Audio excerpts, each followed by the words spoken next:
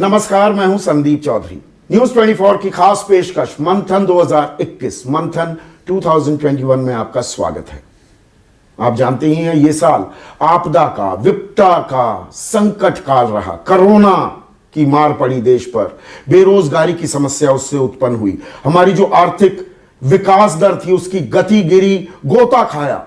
23.9% तक का हमने गोता खाया है। और साल का अंत होते होते किसानों की समस्या भी, किसान आंदोलित हैं, महीने भर से ऊपर हो गया है। तो इन तमाम मुद्दों पर बात करने के लिए आज हमारे मंच पर, न्यूज 24 के मंच पर देश की तमाम बड़ी हस्तियां होने वाली हैं। और हम शुरुआत कर रहे हैं अन्नदाता से। किसानों के आंदोलन की बात करने वाले हैं और the man in the thick of things, देश के कृषि और किसान कल्याण मंत्री नरेंद्र तोमर मेरे साथ हैं। और तोमर साहब, आपसे हम इस मंथन की शुरुआत कर रहे हैं। नया साल आने वाला है, नए साल में कुछ गिफ्ट मिलने वाली है, ये समस्या का कुछ हल निकलता दिखाई देगा? देखिए, भारत सरकार किसान और कृषि दोनों के हितों के प्रति पूरी तरह प्रतिबद्ध है। मोदी जी के नेतृत्व में इन 6 वर्षों में कृषि को फायदे में लाने के लिए और किसान कल्याण के निमित्त अनेक अभूतपूर्व कदम उठाए गए, जिनका निश्चित रूप से फायदा नीचे तक किसानों को मिल रहा है। आप सबके ध्यान में है कि मोदी जी के नेतृत्व में ही किसानों की एमएसपी लागत पर 50% मुनाफा जोड़कर घोषित करने का निर्णय किया गया। सरकारी खरीद का वॉल्यूम भी बढ़ाया गया, जो यूपीए के 10 वर्षों में देखेंगे तो लगभग दोगुना दिखेगा। पहले गेहूं और धान की खरीद की जाती थी, अब दलहन और तिलहन की भी खरीद की जाने लगी है। हमारे देश में छोटे किसानों की संख्या ज़्यादा है, उनका रकबा छोटा है, उनके पास निवेश करने के लिए भी साधन कम है। लगभग 86% किसान है सर। 86% किसान लगभग होते हैं जो छोटे मंझोले श्रेणी में आते हैं। इन सब की स्थिति में भी बदलाव आ सके, इसलिए देश भर में 10,000 नए एफपीओ बनाने का कार्यक्रम शुरू किया गया है। इस कार्यक्रम पर 6,850 करोड़ रुपया केंद्र सरकार खर्च करने वाली है। एफपीओ के माध्यम से एक नई शुरुआत और नई क्रांति का उद्गम खेती के क्षेत्र में आने वाली कल में होने वाला है। साथ ही अगर आप देखेंगे तो कृषि के क्षेत्र में निजी निवेश का सर्वथा अभाव रहा है और किसी प्रकार के बदलाव भी खेती क्षेत्र में नहीं हुए।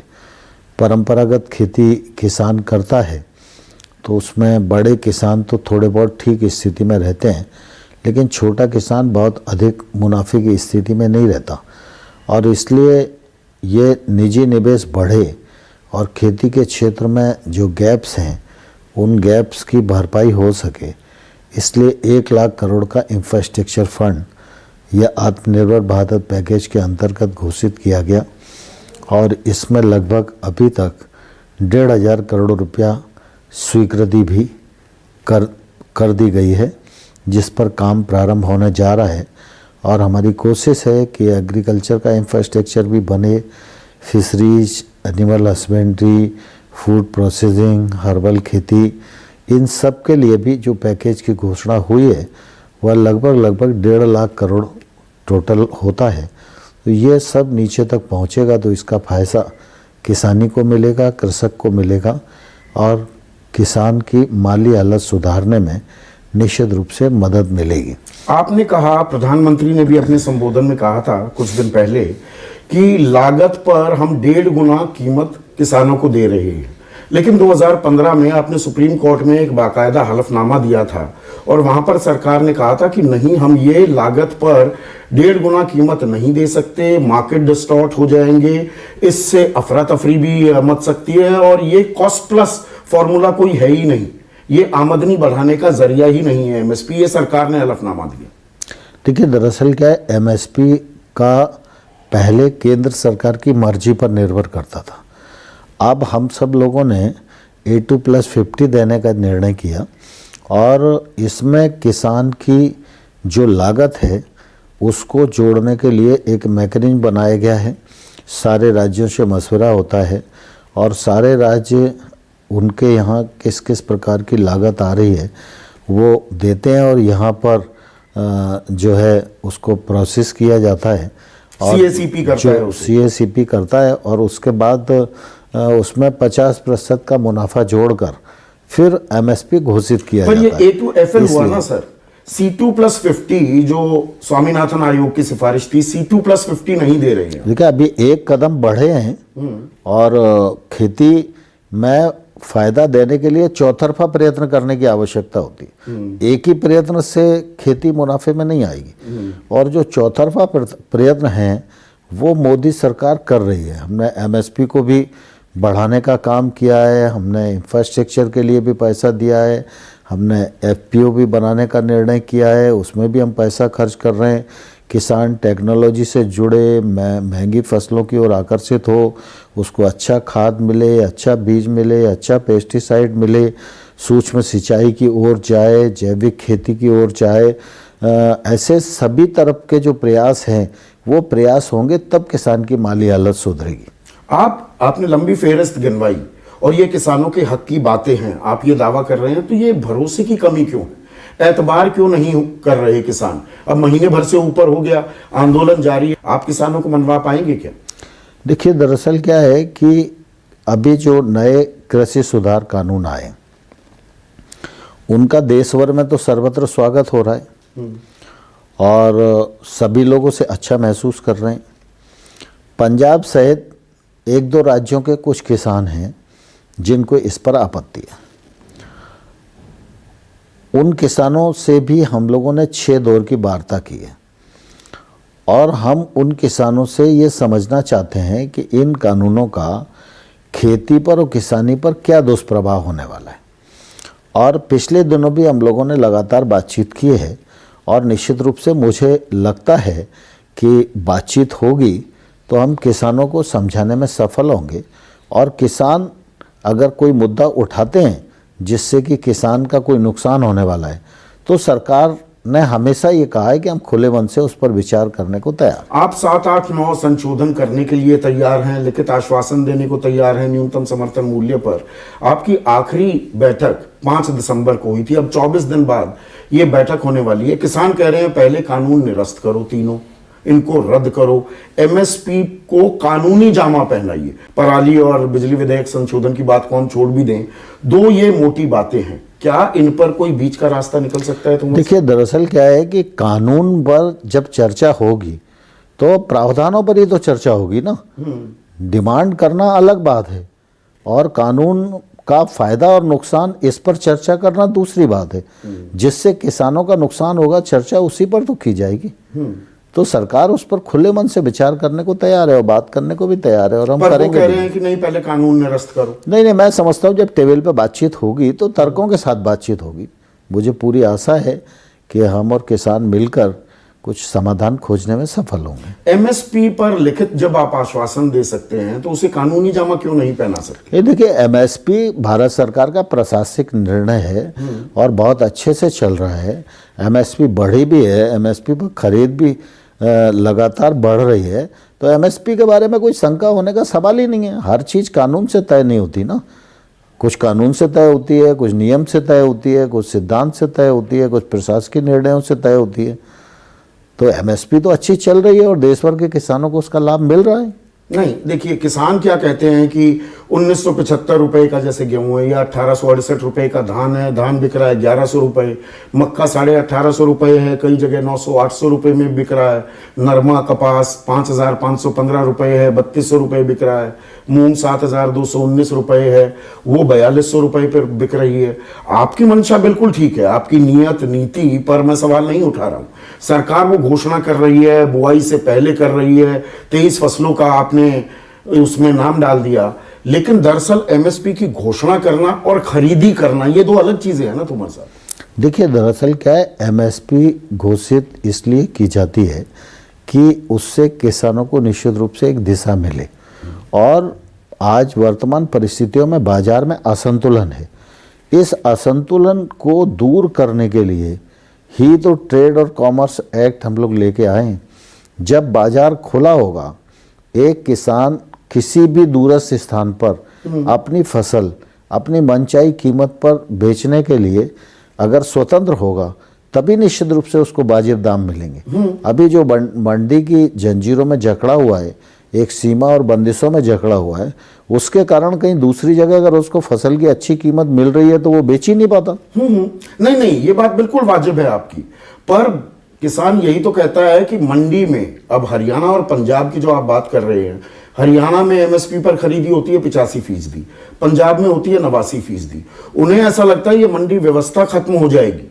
पंजाब के किसान की आमदनी है 2,19,000 रुपए सालाना, हरियाणा की है 1,90,000। एपीएमसी हटाया बिहार में, वहां आमदनी है सिर्फ 42,000, 3,500 रुपए महीना। उन्हें लगता है कि कारोबारी, आप कहते हैं कि एमएसपी से ऊपर बेच दो कारोबारी के पास, आपके लिए आपकी बल्ले बल्ले हो जाएगी। किसान कहता है नहीं, ये नहीं खरीदेंगे। देखिए, ऐसा नहीं है। बिहार की चिंता दूसरे लोगों को करने की जरूरत नहीं है। बिहार अपने आप में सक्षम है, और बिहार का उदाहरण देके लोग अपना तर्क जमाने की कोशिश करते हैं। अगर बिहार में किसानों को तकलीफ इन कानूनों से होती तो बिहार का किसान आंदोलन क्यों कर रहा होता। और मैं लोगों को यह भी कहना चाहता हूँ, किसान भी तो मतदाता है। बिहार में वोट नहीं डाला क्या उसने? अगर वो किसान आंदोलन चल रहा था, बातचीत चल रही थी, फिर एनडीए के पक्ष में वो वोट क्यों डाला?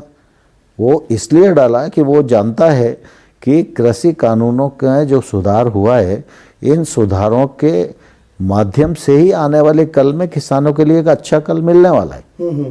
पर जो एमएसपी है तोमर साहब, वो मिनिमम सपोर्ट प्राइस है, न्यूनतम समर्थन मूल्य है। उसकी एक फ्लोर सीलिंग लगाने में दिक्कत क्या है? जब आप लिखित आश्वासन दे रहे हैं, उसे कानूनी जामा पहना दो। मेरे ख्याल से ये आधा आंदोलन वैसे ही खत्म हो जाएगा। नहीं, ऐसा नहीं है।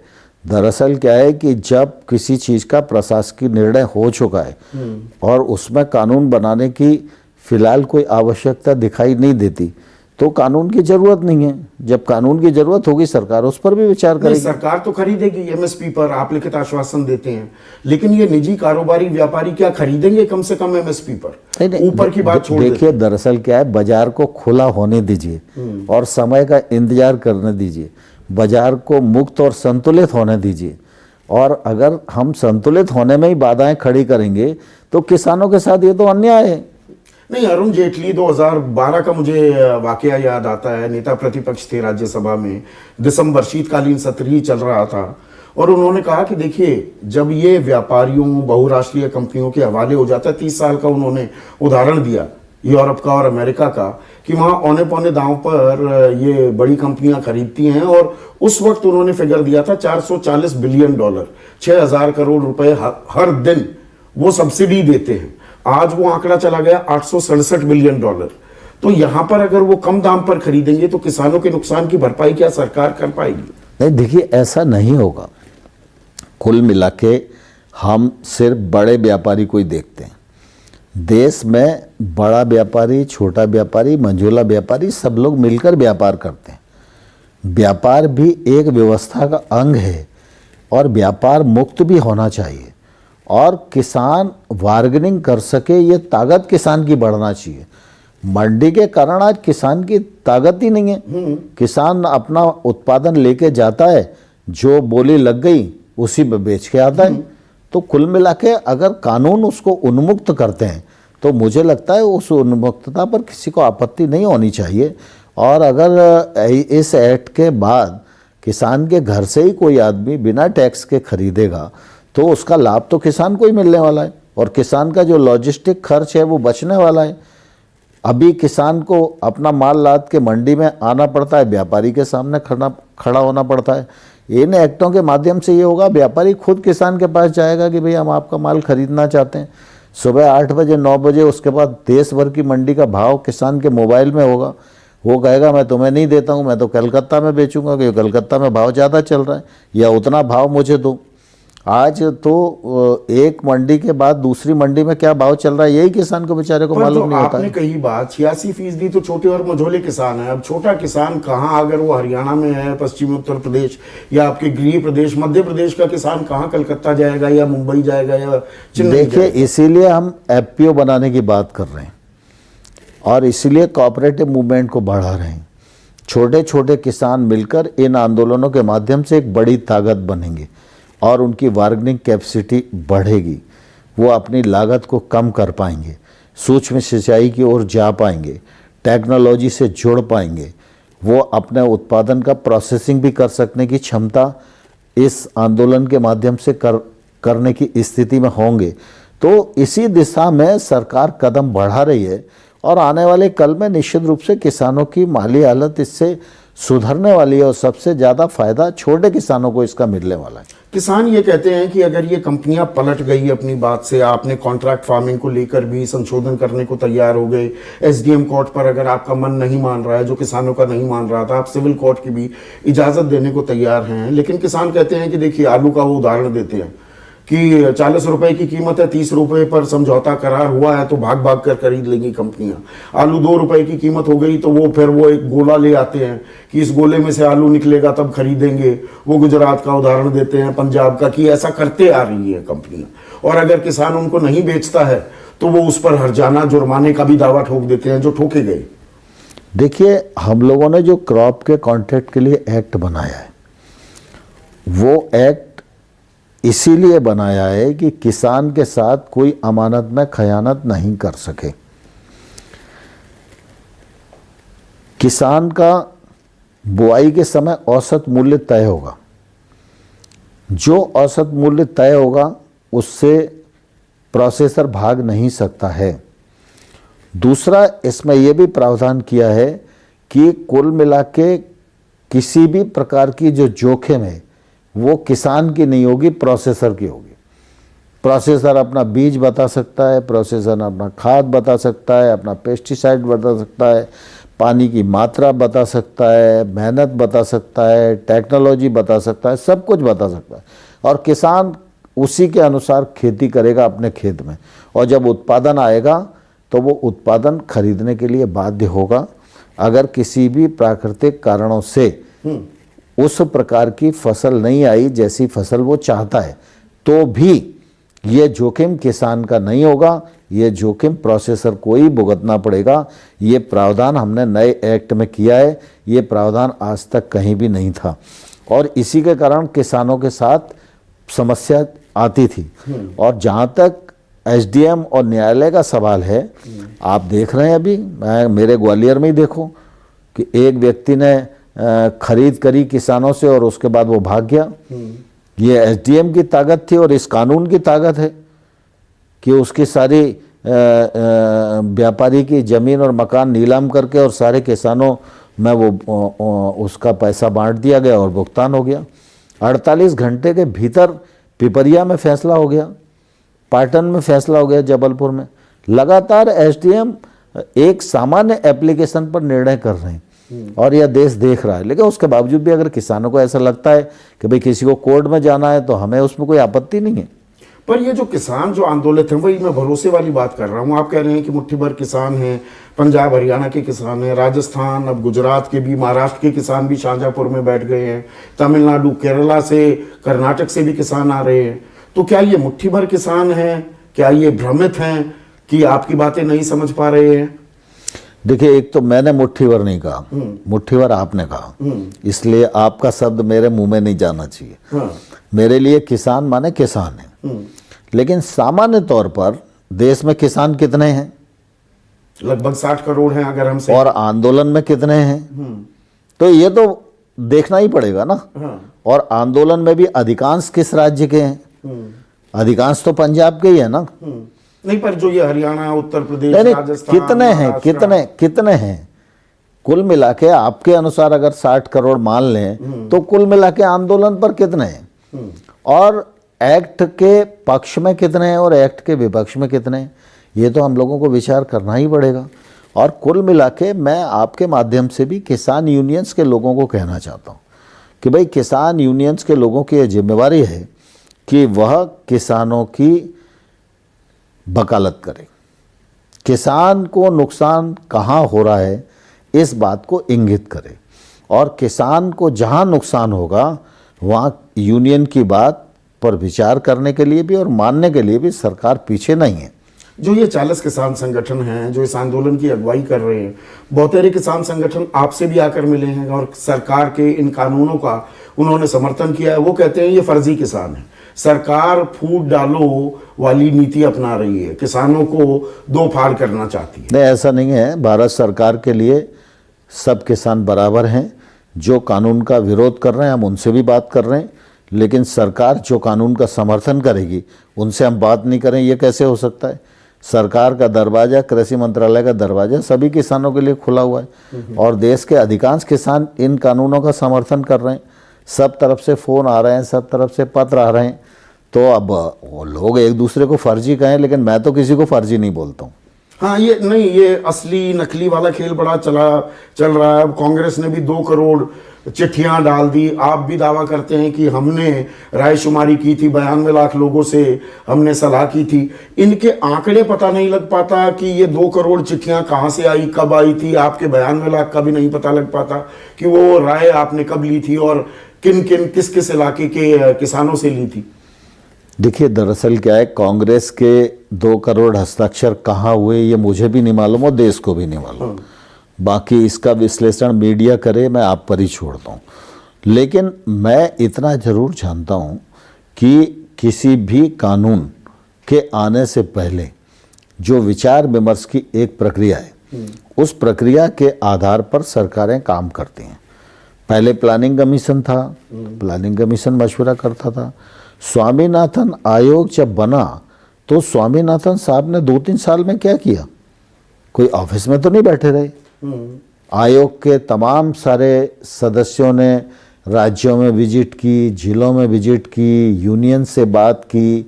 वो यूनियन की बात रिकॉर्ड पर है और यूनियन उस समय क्या चाहती थी, और लगातार जो साइंटिस्ट हैं कृषि के क्षेत्र में उनसे बातचीत की, कृषि के क्षेत्र में विद्वानों से बातचीत की, राजनीतिक दलों से बातचीत की, किसान संगठनों से बातचीत की, किसान संगठनों से बातचीत हुई। किसान संगठन कहते हैं हमसे बातचीत ही नहीं। दरअसल ये टिकैत साहब का जो बयान है वो इस रिफॉर्म के आने के बाद ये है कि स्वर्गीय महेंद्र सिंह टिकैत की आत्मा को आज 27 साल बाद शांति स्वर्ग में मिली होगी, क्योंकि उनकी मांग थी ये रिफॉर्म आना।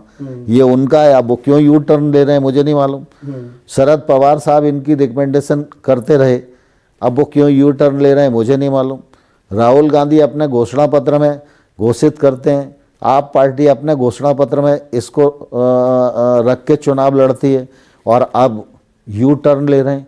तो ये तो मतलब राजनीति का 2 मुहा चरित्र है।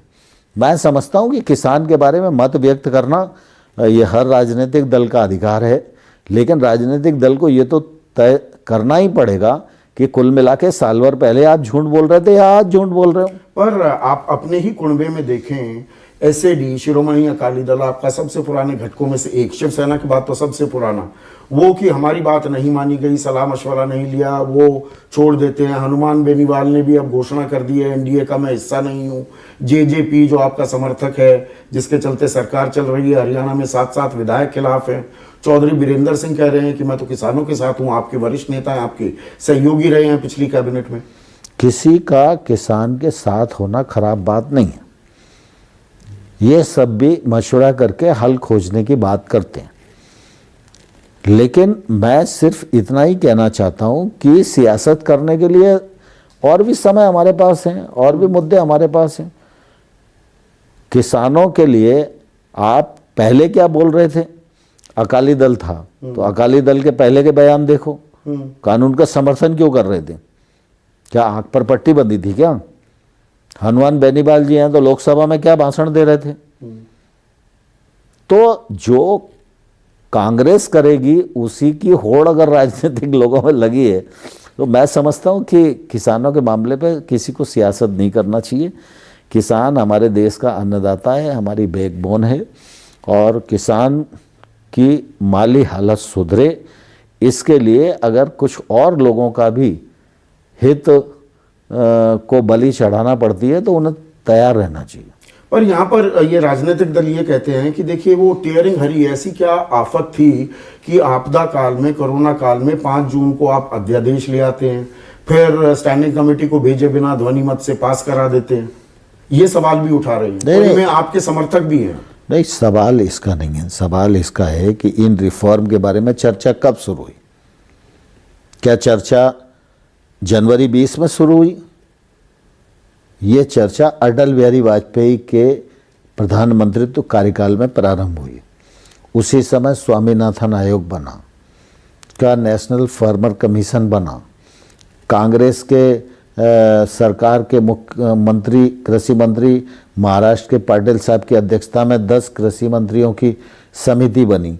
हुड्डा जी कांग्रेस पार्टी के मुख्यमंत्री थे, उनकी अध्यक्षता में 4 मुख्यमंत्रियों की समिति बनी और कांग्रेस ने अपने मैनिफेस्टो में इसको रखा, आप पार्टी ने अपने मैनिफेस्टो में रखा। तो हमें क्या मानना चाहिए? हम तो ये मानेंगे ना कि कुल मिला के जब आप सरकार में थे तो आप राज्यों को कह रहे थे कि ये रिफॉर्म करो। आप जब घोषणा पत्र 2019 का घोषित करते हो तो आप कह रहे हो कि हम आएंगे तो इनको बदलेंगे, हम ट्रेड को फ्री कर देंगे, इंटर स्टेट ट्रेड शुरू कर देंगे, एपीएमसी एक्ट ही समाप्त कर देंगे, बिना टैक्स के खरीद फरोख्त होगी, कॉन्ट्रैक्ट फार्मिंग को हम प्रोत्साहित करेंगे और आवश्यक वस्तु अधिनियम को पूरा समाप्त कर देंगे। ये कांग्रेस घोषणा पत्र में कह रही है। तो कांग्रेस इस पर सहमत है कि नहीं, यही तो मानना पड़ेगा। आप अगर घोषणा पत्र में कह रहे हो तो बिना पढ़े लिखे कुछ भी जुमलेबाजी करते होगा घोषणा पत्र में। दुख इस बात का है कि तुम अपने कार्यकाल में नहीं कर पाए, अब मोदी ने कर दिया तो पेट में दर्द हो रहा है। तो संसद सत्र आप बुला सकते हैं क्या? कांग्रेस मांग कर रही है संयुक्त सत्र बुला लीजिए और सदन में इस पर एक विस्तृत चर्चा हो जाए। दरअसल आपने फैसला लिया, समीक्षा अब हो रही है, महापंचायत में समीक्षा क्यों ना हो? कांग्रेस के नेता राहुल गांधी को मालूम नहीं है कि इस पर कितने समय चर्चा हुई। लोकसभा में 4 घंटे चर्चा हुई और राज्यसभा में 4 घंटे चर्चा हुई और इस चर्चा पर कांग्रेस के सदस्यों ने भी विस्तार से अपना मत व्यक्त किया और प्रोसीडिंग उठाकर देख लें, उन्होंने भी क्लॉज पर कोई आपत्ति नहीं की। वो कहते हैं राज्यसभा में हमारे सांसद तो निलंबित हो गए, स्टैंडिंग कमेटी। नो 4 घंटे चर्चा हुई। 4 घंटे की चर्चा के बाद मिनिस्टर का जवाब होता है। मैं मिनिस्टर के नाते अपना जवाब देने के लिए खड़ा हुआ, 7-8 मिनट तक मैं बोलता रहा। उसके बाद जब इनने घुमा के देखा कि इस पर मतदान होगा तो ये हार जाएंगे और ये एक्ट पास हो जाएगा, तो इन्होंने उस समय स्ट्रेटेजी बदली। अगर ये चुपचाप बैठे रहते तो उपाध्यक्ष जी मतदान के लिए पुकारते और मतदान में जो भाग लेता और जो नंबर होता उस हिसाब से एक्ट पास होता। तो संसद में इस पर चर्चा नहीं होनी चाहिए? नहीं, संसद अगर ये मामला इतना लंबा खिंच रहा है। देखिए, संसद में चर्चा हो चुकी है। संसद कोई हंसी खेल थोड़ी है, बच्चों का खिलौना थोड़ी ना है कि राहुल गांधी जब कहेंगे तो संसद में चर्चा हो जाएगी। पहले जो चर्चा हुई वो क्या था? वो भी तो पार्लियामेंट है और हिंदुस्तान की पार्लियामेंट इस देश का सर्वोच्च सदन है। कानून बनाने की शक्ति है, देश को दिशा देने की शक्ति है और वो पार्लियामेंट ने अपनी शक्ति का प्रयोग करके इन नए कानूनों को बनाया है और इन नए कानूनों के मामले में राजनीतिक दलों को तो बोलने का अधिकार ही नहीं है। राहुल गांधी हो, आप पार्टी के लोग हों, इनको पहले तो अपने घोषणा पत्र के मामले पर पूरे देश की जनता से माफी मांगना चाहिए। नहीं करने देते किसान, तो कहते हैं हमारा गैर राजनीतिक आंदोलन है। सवाल इसका नहीं है, सवाल इसका है कि किसान इनको अपना मन साझा नहीं करने देते, वो किसानों के लिए धन्यवाद है। लेकिन ये जबरदस्ती मंच के लिए फड़फड़ा रहे ना, अगर इनको जनता के सामने ये साफ करना चाहिए कि जब यूपीए की सरकार थी तो यूपीए की सरकार का दृष्टिकोण इन रिफॉर्म के बारे में क्या था। क्या उस समय के कृषि मंत्री ने राज्यों को आग्रह नहीं किया? क्या उस समय के प्रधानमंत्री जी का इस प्रकार का आग्रह नहीं था? क्या 2019 का जब घोषणा पत्र कांग्रेस ने घोषित किया तो कांग्रेस उस घोषणा पत्र पर प्रतिबद्ध है या नहीं है? या कांग्रेस उस समय झूठ बोल रही थी या कांग्रेस आज झूठ बोल रही है? अगर आप रिफॉर्म के पक्ष में हो, आप देश की एक राजनीतिक पार्टी हो, तो आपको ये कहना चाहिए कि रिफॉर्म का मर्म क्या है, आप क्यों करना चाहते थे। अब मोदी ने कर दिया इसलिए वो कानून बुरा हो गया, ये तो ठीक नहीं है ना। राजनाथ सिंह कहते हैं कि किसानों से उन्होंने अपील की कि 1-2 साल देख लो, इन कानूनों को। दिक्कत हुई तो हम इनमें और तरमीम भी करने को तैयार हैं। पर मैं पलट कर कहूं, 1-2 साल देख लो, यहां किसानों की बात मान लो, इनको पहले विड्रॉ कर लो कानूनों को, एक और समीक्षा हो जाए, जो संशोधन आप चाहते हैं करने को तैयार हैं। आपने पिछले इंटरव्यू में मुझे कहा था कि हमारे कानून मुकम्मल हैं, लेकिन आन बान शान रखने के लिए किसानों की हम ये तरमीम भी करने को तैयार हैं। तो एक बार कानून वापस लेकर एक समीक्षा हो जाए, क्या एक रास्ता हो सकता है उमर साहब? नहीं, देखिए दरअसल क्या है, पहले तो हम लोग किसानों से बातचीत कर रहे हैं, तो बातचीत से रास्ता निकालेंगे, टेबल पे बैठ के जो रास्ता निकलेगा वो निकालने की कोशिश करेंगे। एक और चीज जो किसान कहते हैं कि देखिए ये कानून आ जाएंगे, दरअसल 2-3 साल में, शुरू में तो बड़ा अच्छा लगेगा। वो BSNL और एक निजी फोन कंपनी का उदाहरण भी देते हैं कि देखिए BSNL बैठ गई, ये मंडियां बैठ जाएंगी 2-3 साल में और पूरा कारोबारियों का फिर कब्जा हो जाएगा। ये मैं किसानों को कहना चाहता हूँ, ये वामपंथियों की छोटी सोच है। ये लोग देश में कुछ होने नहीं देना चाहते हैं। कोई बांध बनाओ तो इनको तकलीफ है, कहीं किसानों को बिजली दो तो इनको तकलीफ है, और इस प्रकार का कुछ भी नहीं होने वाला है।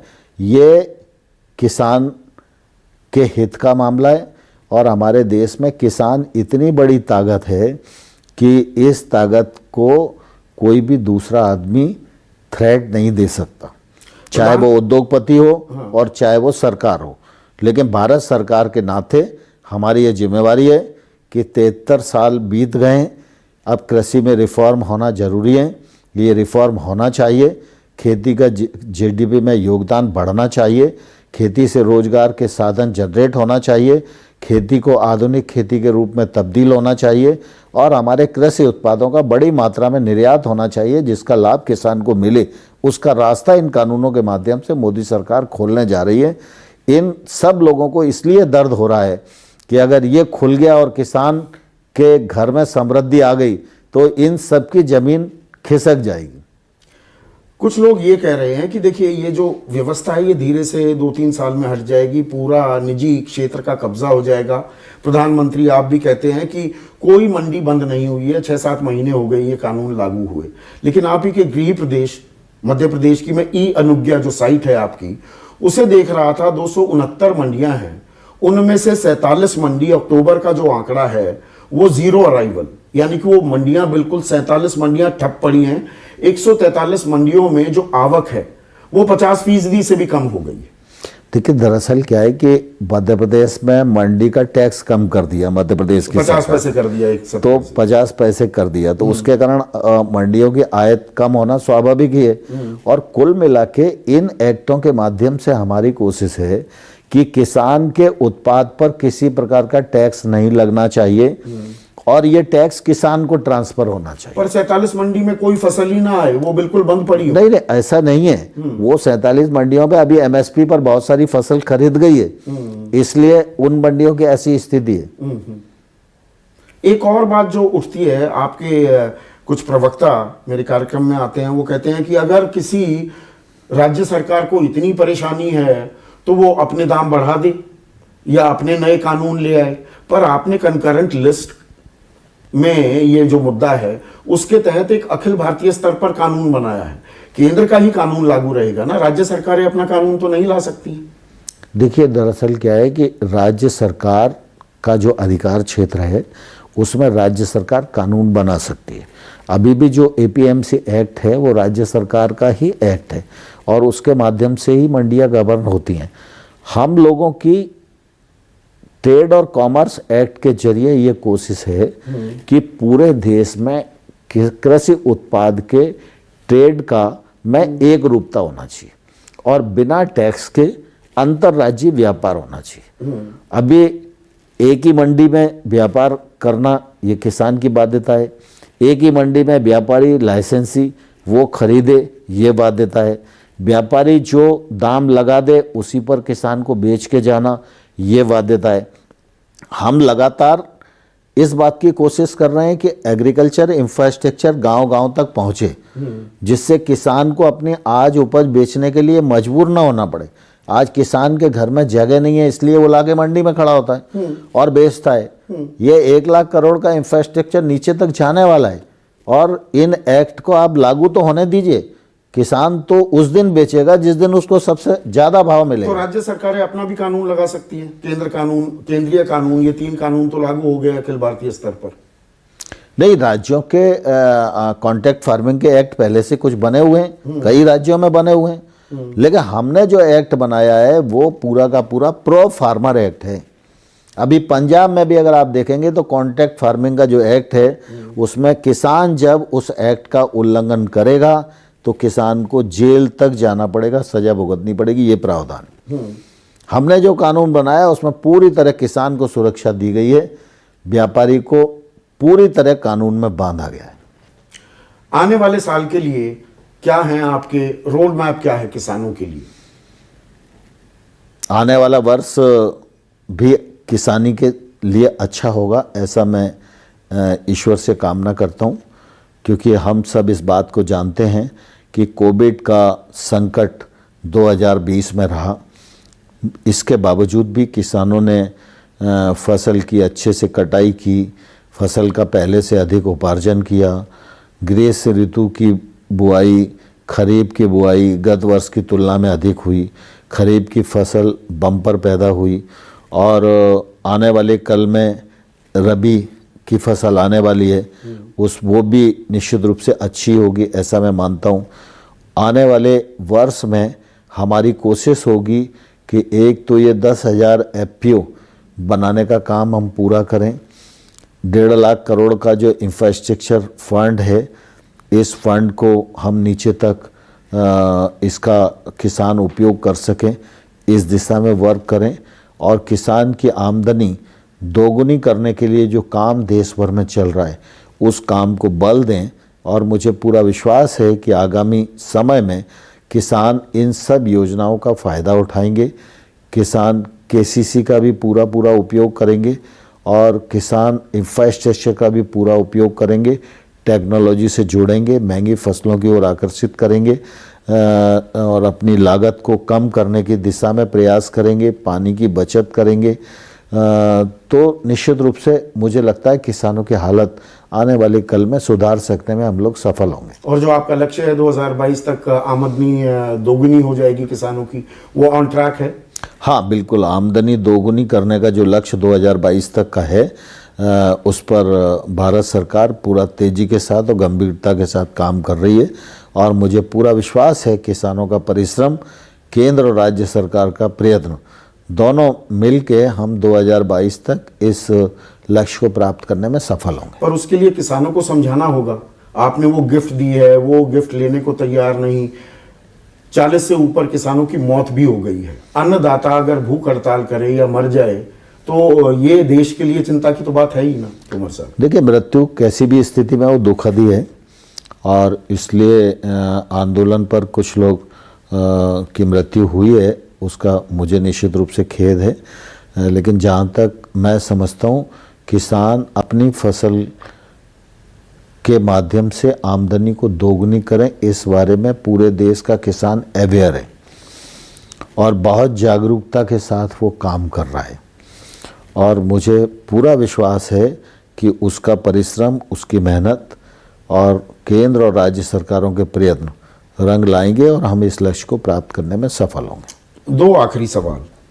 आप सिर्फ कृषि मंत्री नहीं हैं, आप किसान कल्याण मंत्री भी हैं। ये जो किसान संगठन आंदोलित हैं वो ये कह रहे हैं किसान कल्याण की परवाह नहीं कर रहे तोमर साहब, ये निजी कंपनियों का ज़्यादा ख्याल रख रहे हैं।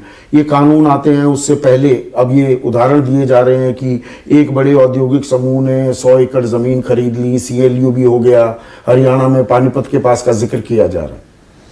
देखिए, मैं समझता हूँ कुल मिला के कुछ लोग ऐसे हैं जो झूठ बोलकर अपने उद्देश्य को प्राप्त करने के लिए किसानों को बरगला रहे हैं। भारत सरकार मोदी जी के नेतृत्व में यह गांव गरीब किसान की सरकार है। पूरे 6 वर्षों में नरेंद्र मोदी जी के नेतृत्व में गांव, गरीब और किसान तीनों की हालत सुधारने के लिए अभूतपूर्व प्रयत्न किए गए हैं और इसको देश की जनता ने मुहर भी लगाई है।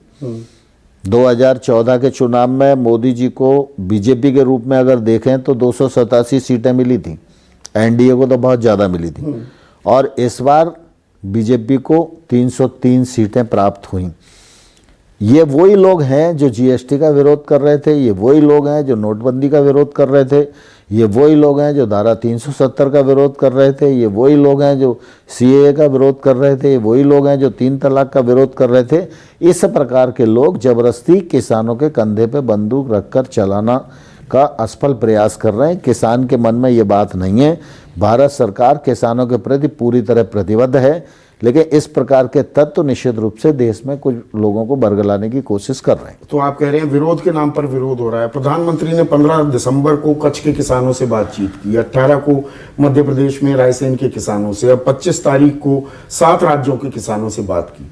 किसान तो यहाँ से 20 किलोमीटर दूर बैठे हुए हैं। आपको प्रधानमंत्री आप जाकर सीधे उनसे बात क्यों नहीं कर लेते? नहीं, देखिए, दरअसल जब वो आंदोलन पर हैं तो आंदोलन पे हैं तो आंदोलन की और सरकार की अपनी मर्यादा हैं, और वहाँ इतनी बड़ी संख्या में सब किसानों से बात करना संभव नहीं है। अगर किसान यूनियन जो हैं उनसे उनके प्रतिनिधि के तौर पर हम बातचीत कर रहे हैं, चर्चा कर रहे हैं, और यूनियन अगर कहें कि सारे किसानों से बात करो तो हम तो लाइन लगा के सवेरे शाम तक सबसे बात कर लेंगे, मना लेंगे आप किसानों को? हाँ बिल्कुल, जो किसान आएगा मैं मनाने में सफल होऊंगा, ऐसा मुझे पूरा विश्वास है। और बात ऐसे ही अड़ी रही है, लंबा चलेगा क्या फिर? नहीं, रास्ता क्या देखते हैं? मुझे नहीं लगता। हर चीज़ का रास्ता वार्ता से निकलता है, और सरकार भी खुले मन से वार्ता करने के लिए तैयार है, और पहले भी निरंतर करती रही है, और किसानों के प्रति हम लोग जवाबदार हैं, इसलिए रास्ता निकालना हमारी जिम्मेवारी भी है, और हम उस जिम्मेवारी को निभाएंगे। आपने 9 संशोधन तो पहले ही तैयार हो गए हैं, लचीले हैं आप, कुछ और आगे बढ़ सकती है सरकार? देखिए, दरअसल अब टेबल पे बैठ के जो बातचीत होगी उसके आधार पर क्या हो सकता है उसी समय तय होगा। तो नया साल किसानों के लिए भी, अन्नदाता के लिए भी अच्छा हो और आप उन्हें मनाने में कामयाब हो, इसी उम्मीद के साथ नरेंद्र तोमर जी बहुत बहुत शुक्रिया बातचीत के लिए। तो आज मंथन 2021 की हमने शुरुआत कर दी है। शुरुआत की नरेंद्र सिंह तोमर के साथ। आगे भी और बड़ी हस्तियां हमारे मंच पर आती रहेंगी। अभी के लिए बस इतना ही। नमस्कार, मैं हूं मानक गुप्ता। अगर आपको हमारा ये वीडियो पसंद आया हो तो इसे लाइक और शेयर जरूर करें, और हाँ, हमें सब्सक्राइब और फॉलो करना ना भूलें, ताकि आप देश और दुनिया की कोई खबर मिस ना करें। तो जुड़े रहिए हमारे साथ और देखते रहिए News 24।